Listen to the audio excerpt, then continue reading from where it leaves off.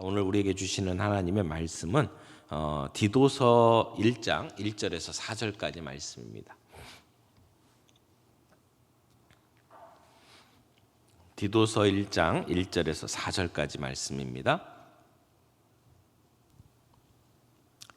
하나님의 종이요 예수 그리스도의 사도인 나 바울이 사도된 것은 하나님이 택하신 자들의 믿음과 경건함에 속한 진리의 지식과 영생의 소망을 위함이라.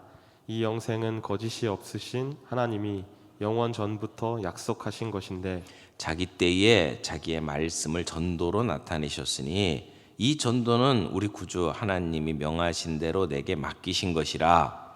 같은 믿음을 따라 나의 참 아들 된 디도에게 편지하노니 하나님 아버지와 그리스도 예수 우리 구주로부터 은혜와 평강이 내게 있을지어다. 아멘. 자, 우리 이 본문 가지고 지금 3주째 토요 새벽에 저희가 이야기를 하고 있습니다. 앞부분에 우리가 이 말씀 어떻게 정리했는지 기억나시죠? 1절 말씀을 가지고는 정체성에 대해서 이야기를 했어요. 나를 어떻게 정의하느냐, 이것이 우리의 살아가는 삶의 방향을 결정짓는다. 그래서 그가 어떤 사람이냐, 내가 어떤 사람이냐. 그래서 사도 바울은 자기를 뭐라고 소개했어요? 하나님의 종이요, 그리고 예수 그리스도의 사도인 나 바울. 그래서 두 가지의 자기 소개를 하고 있는 것을 봅니다. 내가 하나님의 일을 맡아서 하는 종이다. 하나님이 시키면 나는 그 일들을 감당하는 종이다라고 이야기를 해요. 그러니까 종님은 없다 그랬죠. 종은 자기를 낮추는 사람입니다. 하나님 앞에 섬기고 복종해야 되는 그러한 종으로서의 자기 인식. 그리고 사도라고 이야기를 했어요. 보냄을 받은 자다라고 하는 의미를 갖고 있는 단어입니다. 그래서 보냄 받은 사신으로서 나는 그 사도로서의 역할을 감당하는 사람이다. 그래서 자기 자신을 하나님의 종 예수 그리스도의 사도라고 고백을 했어요. 이것은 단지 사도 바울에게만 나타나는 자기 인식이 아니라 사실은 이 땅을 살아가는 우리 모든 성도들이 동일하게 갖고 있어야 될 자기 인식이고 정체성이다, 이렇게 말씀을 드렸죠. 우리도 하나님의 종이고 우리도 보냄받은 자예요. 주님이 우리를 구원하신 이유가 우리를 보내시기 위해서 구원하셨다라고 하는 것을 우리는 늘 기억하며 살아갑니다. 그래서 우리는 부름받은 하나님의 백성이고 보냄받은 예수 그리스도의 제자다. 다른 말로 얘기하면 사도다, 그런 얘기예요. 근데 이렇게 사역을 할 수 있는 것은, 종으로서 사도로서 사역을 할 수 있는 근거, 그리고 이유가 뭐냐라고 하는 것이 그 뒤에 나왔죠. 하나님이 택하신 자들의 믿음과 또 하나는 경건함에 속한 진리의 지식과. 근데 이 앞부분까지가 무엇을 위한 것이다 라고 말씀을 드렸어요. 그러니까 나는 내가 사도가 된 이유가 뭐냐, 택하신 자들의 믿음을 위해서 사도가 되었고, 경건함에 속한 진리의 지식을 위해서 내가 사도가 되었다. 그리고 그 다음에 영생의 소망을 위함이라 라고 하는 것은 영생의 소망에 근거를 두고 있다, 이렇게 말씀을 드렸습니다. 그래서 사도 바울은 우리가 선택받은 하나님의 백성으로서 바른 믿음을 가지고 있어야 된다. 그냥 내가 선택받았다라고 하는 것에서 끝나는 게 아니라 우리는 예수 그리스도를 나의 주, 나의 하나님으로 고백하는 그 믿음을 가지고 살아가는 사람들이다. 그래서 하나님의 선택받은 자들이 그 믿음 안에 설 수 있도록 하기 위해서 내가 사도가 된 거라는 거죠. 나는 복음을 전하는 거예요. 사람들이, 하나님이 선택한 자들이 구원을 받고 그리고 그들이 믿음을 고백할 수 있도록 복음을 선포하기 위해서 내가 오늘 살아가는 것이다. 또 하나는 경건함에 속한 진리의 지식을 위해서.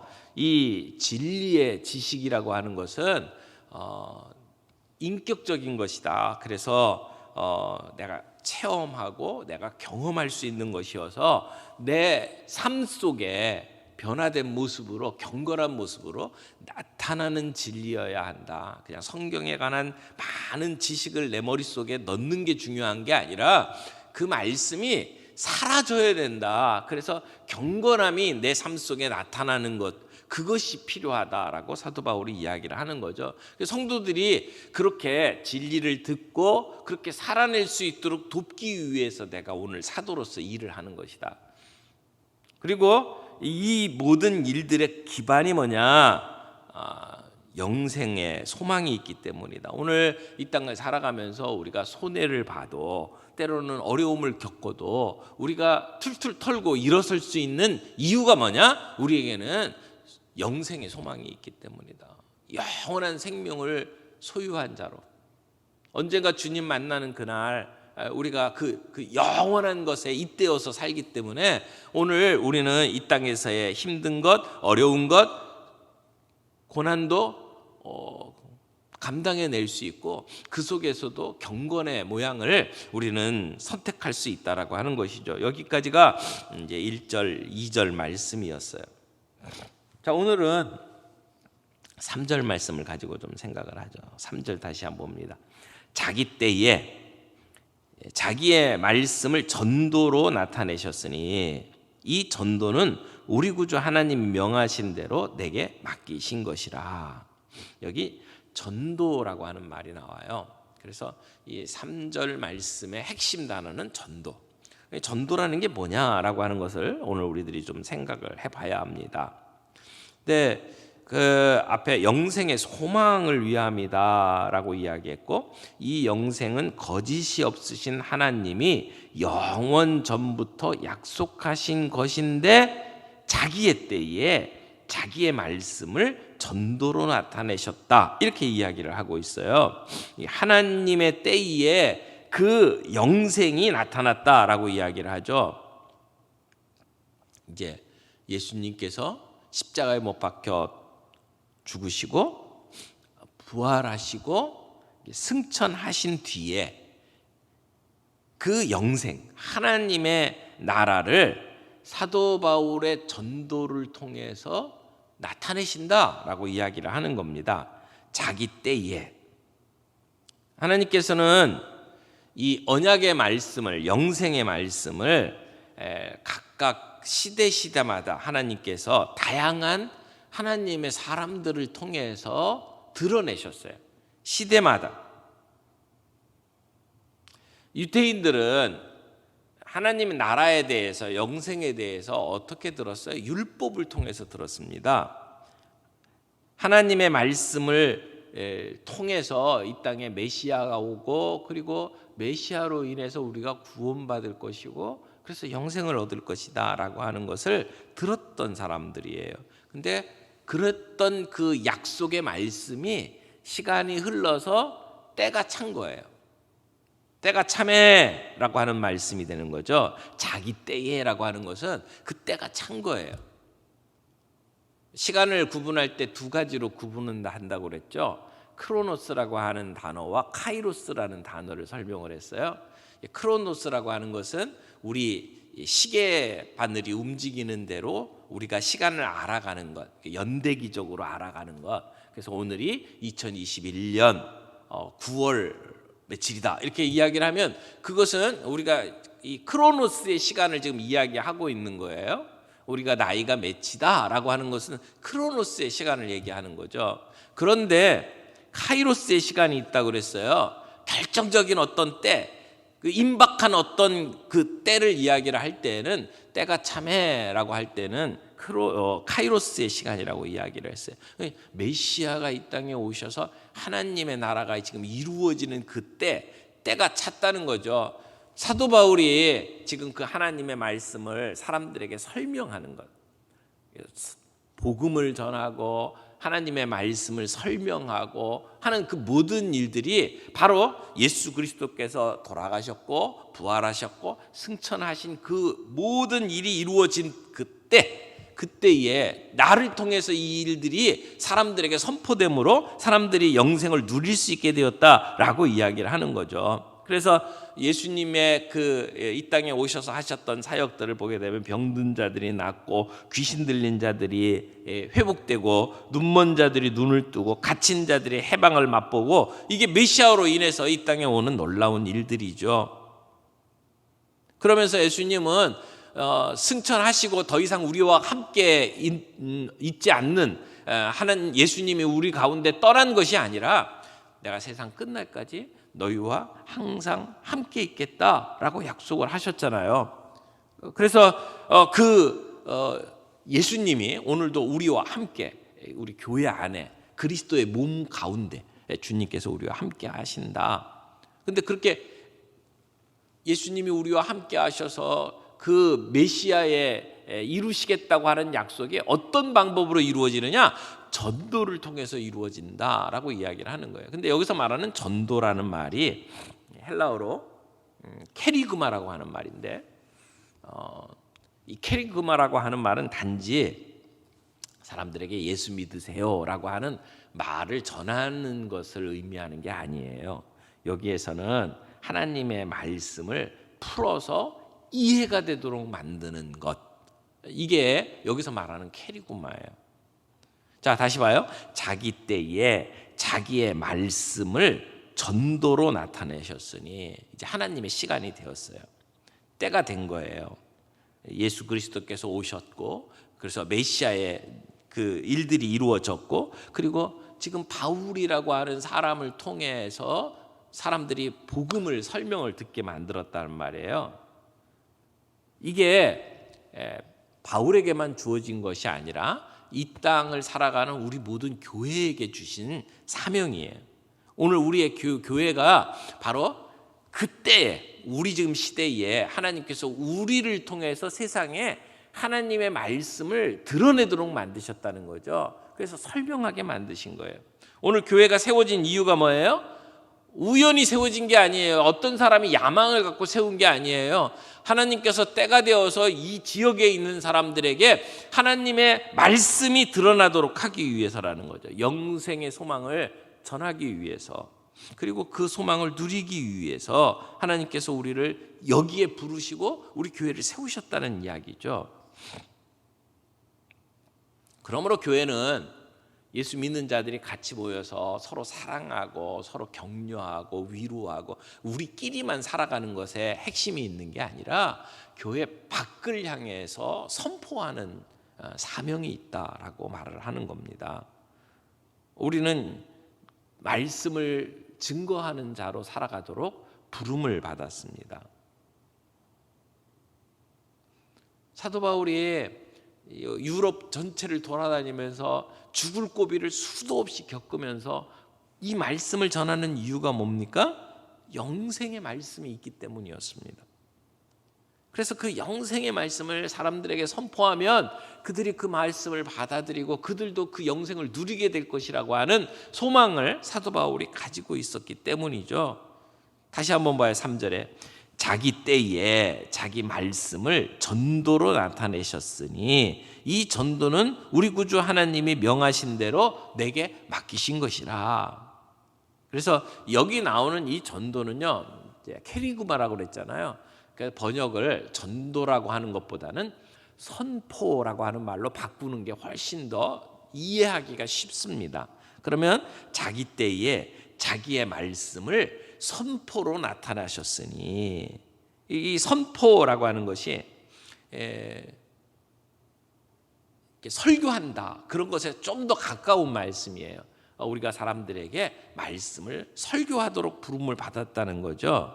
그래서 그런 선포로 나타내셨다. 나타냈다라고 하는 것은 보이지 않던 것이 드러나 나타나 보여지는 것을 얘기하죠. 그러면 뭐가 하나님의 말씀이 드러나도록, 그리고 그것은 선포되어지는 것이에요.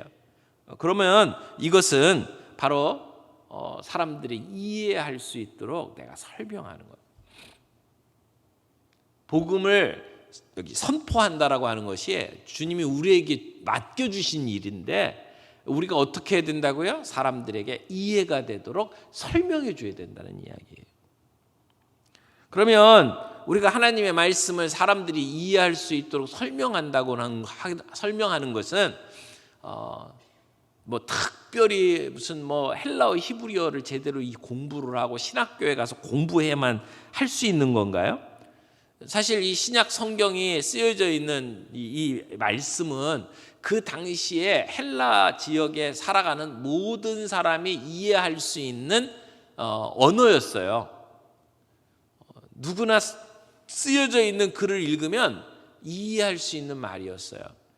뭐 공부를 심오하게 무슨 뭐 대단한 공부를 해야만 알아들을 수 있는 말이 아니었다는 것이죠.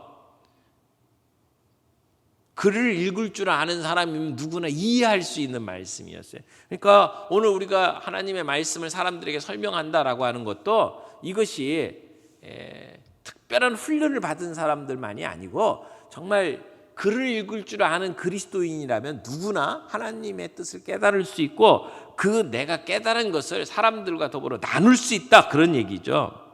그래서 우리 설교자가 해야 될 정말 중요한 일이 뭐냐면 남들이 모르는 것, 숨은 뜻을 깨달아서 사람들에게 알려주는 게 아니라 성경에 나와 있는 기본적인 진리를 우리의 일상생활 속에 적용할 수 있도록 알려주는 것을 이야기를 해요. 하나님의 말씀을 우리의 일상생활 속에 옮길 수 있도록 도와주는 것. 오늘 저와 여러분이 주님에게서 부탁받은 일이에요. 그래서 우리는 하나님의 말씀을 배우고 그 말씀을 우리들의 일상생활 속에 실천하는 사람들이다, 이렇게 말할 수 있는 거죠. 그래서 여기서 말하는 이 전도라고 하는 것은 안 믿는 사람을 데려다가 교회에 와서 등록시키는 그런 의미의 전도라기보다는 하나님의 말씀을 설명하고 전하는 일이라는 것을 말할 수 있습니다. 근데 우리가 교회 안에서 이제 세례를 베풀잖아요. 내가 예수를 믿습니다라고 고백하고 세례를 베풀기 전에 사람들에게 하나님의 말씀을 잘 설명하고 가르쳐주는 일들이 일어나야 합니다. 이 설명되어지는 것이 없이 내가 예수 믿습니다라고 고백하는 것은 의미가 별로 없다는 얘기예요. 선포되는 그 하나님의 말씀이 나를 비춰보게 만들고 내가 어떤 사람인지를 들추어내고, 그래서 내가 정말 죄인이구나, 주님이 나를 위해서 이런 일을 하셨구나라고 하는 것을 분명히 깨닫고 그리고 나서 내가 믿습니다라고 고백하는 게 진짜 의미 있는 고백이고 그게 진짜 세례라는 것이죠. 그래서 하나님께서 우리에게 영생의 소망을 갖도록 했는데 그 영생이 어떻게 우리에게 누려지느냐, 우리가 영생을 어떻게 소유하면서 살아갈 수 있느냐, 선포를 통해서 하나님의 말씀을 가르쳐주고 그 말씀이 깨달아지고 그게 우리의 일상생활 속에 실천될 때 그때 영생이 우리 가운데 누려진다라고 이야기를 하는 겁니다. 여러분, 그 전해지는 메시지가 어떤 겁니까? 예수님이 우리를 위해서 어떤 일을 하셨는지를 보여주는 거잖아요. 근데 사람들은 이 전도, 이 메시지, 복음의 메시지를 미련한 것이라고 생각을 합니다. 그래서 성경에 보면 전도에 미련한 것이라고 설명을 하잖아요. 고린도전서 1장 21절에 보면 하나님의 지혜에 있어서는 이 세상이 자기 지혜로 하나님을 알지 못하므로 하나님께서 전도에 미련한 것으로 믿는 자들을 구원하기를 기뻐하셨도다, 이렇게 이야기를 해요. 그러니까 십자가를 전하는 일은 미련한 것처럼 보여요. 세상 사람들은 우리가 전하는 이 십자가의 복음을 미련하게 여긴단 말입니다. 유대인들은 표적을 구하고 헬라인들은 지혜를 찾는다고 그랬어요. 그러나 우리는 십자가를 전한다. 근데 그 십자가가 유대인이나 헬라인이나 모두에게 하나님의 능력이고 하나님의 지혜다. 세상 사람들은 자기가 원하는 게 있어요. 유대인들은 기적을 보기를 원해요. 헬라인들은 옛날부터 철학을 공부하고 그 철학을 논하기를 좋아했잖아요. 그러니까 자기들이 이해할 수 있는 아주 심오한 설명을 요구를 하는 거예요. 인간의 지혜를 요구를 하는 거죠. 그래서 그런 이해가 되는 철학적인 얘기를 원하는데 우리가 전하는 것은 그렇게 기적적인 것도 아니고 사람들이 이해하기를 원하는 듣고 싶어하는 어떤 철학적인 얘기도 아니에요. 십자가의 이야기예요. 그러니까 유대인도 싫어해요. 헬라인도 싫어해요. 그러나 그 십자가의 복음이 전파되면 그때 하나님의 능력이 나타난다는 말이에요. 여러분, 어떤 교회가 좋은 교회일까요? 어떤 교회가 교회다운 교회일까요? 이 영생의 소망 때문에 하나님의 말씀이 선포되는 교회. 이 영생의 소망을 안고 오늘도 사람들에게 하나님의 십자가의 복음을 드러내는 교회. 교회 안에 있는 모든 성도들이, 목사나 전도사만이 아니고 모든 성도들이 이 영생의 소망을 안고 세상을 향해서 십자가의 복음을 설명하는 교회. 이게 건강한 교회잖아요. 사도 바울은 이것을 하나님이 나에게 맡겨주셨다라고 이야기를 합니다. 오늘 저와 여러분들에게도 맡겨주신 것이 이 전도예요. 이걸 선포라고 이야기를 했죠. 하나님이 주신 거예요. 하나님이 명하신 거예요. 내가 결정한 게 아니에요. 내가 선택한 게 아니고 하나님이 저와 여러분들에게 맡겨주신 것이란 말이죠. 사도 바울이 사도 바울 된 이유가 여기에 있다라고 이야기를 하는 겁니다. 그래서 마태복음 28장 19절 20절 말씀에도 너희가 가서 제자를 삼고 그리고 세례를 주고 그리고 가르쳐서 지키게 하라 말씀을 했죠. 오늘 우리가 가르쳐서 지키게 하는 일들이 오늘 우리에게 맡겨주신 사명이다라고 하는 것을 기억할 필요가 있다라는 것입니다. 교회에서 하나님의 복음, 십자가의 복음을 드러내고 사람들에게 설명하는 것은 선택의 문제가 아니에요. 옵션이 아니에요. 하나님이 우리에게 주신 사명이라는 것이죠. 오늘 우리 교회가 이 사명을 온전히 드러내는 교회가 되기를 원합니다. 자, 여기 4절 말씀 좀 더 보죠. 4절. 우리 4절 말씀에 보면 같은 믿음을 따라 나의 참 아들 된 디도에게 편지하노니 하나님 아버지와 그리스도 예수 우리 구주로부터 은혜와 평강이 내게 있을지어다. 이제 사도 바울이 자기의 동력자 디도를 설명을 하면서 같은 믿음을 따라 나의 참 아들이 된 디도다 이렇게 설명을 하죠.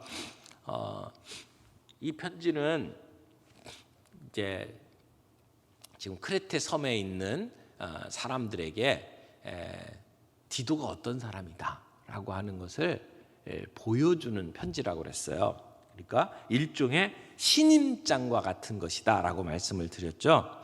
그래서 디도가 그 그레데에 오랫동안 머물면서 사역할 사람은 아니었어요. 디도도 바울처럼 어느 정도 그 지역에서 사역을 하다가 또 자리를 옮겨서 이렇게 또 다른 사역을 시작하는 순회 선교사 같은 역할을 했던 사람입니다. 그리고 이제 디도가 거기서 조금 머물면서 해야 될 중요한 일은 그 교회 사람들을 양육하고 훈련시켜서 교회 지도자로 세우는 일이었어요. 그래서 이 뒤에 이제 보면 알겠지만 아데마와 두기고가 그레데에 도착을 하게 되면 이제 디도도 그곳을 떠나게 됩니다. 그래서 이제 바울과 합류해서 또 선교 사역을 하도록 예정이 되어 있었습니다. 그런데 지금 그 사도 바울과 다시 만나서 합류하기 전에 이 그레데 섬에서 당신이 해야 될 일이 이겁니다라고 디도에게 이야기를 하는 거죠. 그러면서 디도를 같은 믿음을 따라 나의 참 아들 된 디도라고 소개를 해주고 있어요. 이 표현을 가만히 살펴보면 굉장히 따뜻한 표현이라고 생각이 돼요. 아주 친밀한 관계를 보여주는 그러한 표현이죠. 사도 바울이 자기를 디도의 영적인 아버지다라고 소개를 하는 것입니다.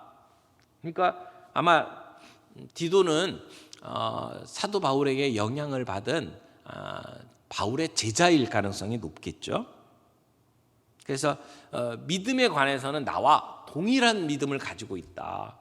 그리고 이 디도는 나에게 있어서는 아들과 같은 사람이다 라고 이야기를 하는 거예요.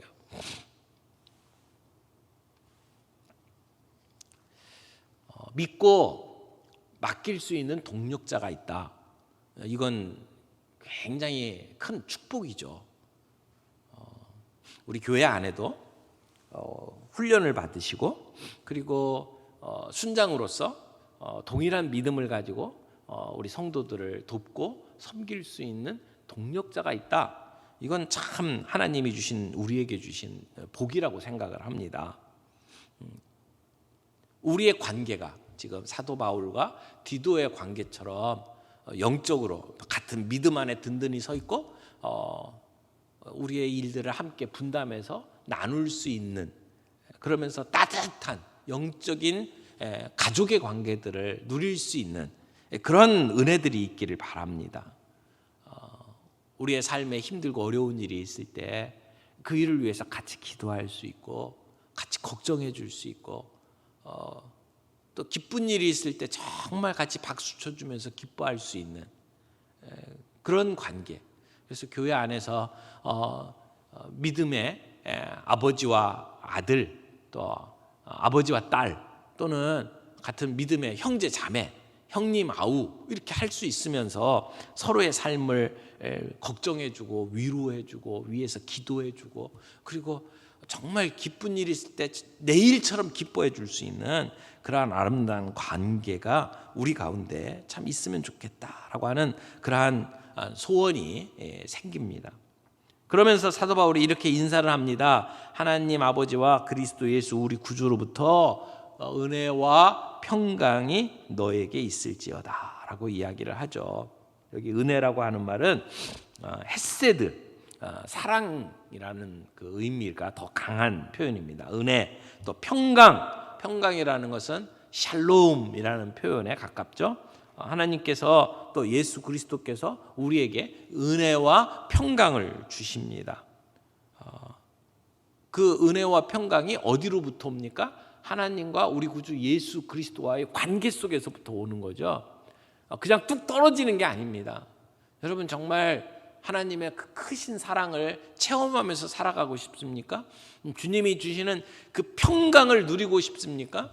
예수 그리스도와 관계가 중요하다. 거기서부터 이 은혜와 평강이 온다라고 하는 것을 꼭 기억할 수 있기를 바랍니다. 우리 교회는 이해 타산으로 움직여지는 것이 아니라 은혜로 움직여지는 공동체잖아요. 반목과 경쟁이 아니라 용납해주는, 사랑해주는, 우리 가운데 정말 하나님이 주시는 평안을 누리는 그러한 공동체가 되어야 된다고 생각을 해요. 오늘 우리가 1절부터 4절까지 살펴봤어요. 이게 사도 바울이 디도에게 보낸 편지의 서두예요. 그렇죠? 누가 보냈고 누가 받을 것이고 이런 이야기를 쓴 것이 이 서두입니다. 근데 서두 안에서도 우리가 다룰 수 있는 주제가 이렇게 많구나라고 하는 것을 좀 살펴보았습니다. 사도 바울이 이 서두에서 교회가 존재하는 이유가 무엇인지를 잘 설명을 했어요. 사도 바울이 자기 자신을 내가 하나님의 종이고 예수 그리스도의 사도고 자기의 정체성을 드러내면서 내가 이렇게 일할 수 있는 근거가 뭐고 뭘 위해서 일하는지를 설명을 했잖아요.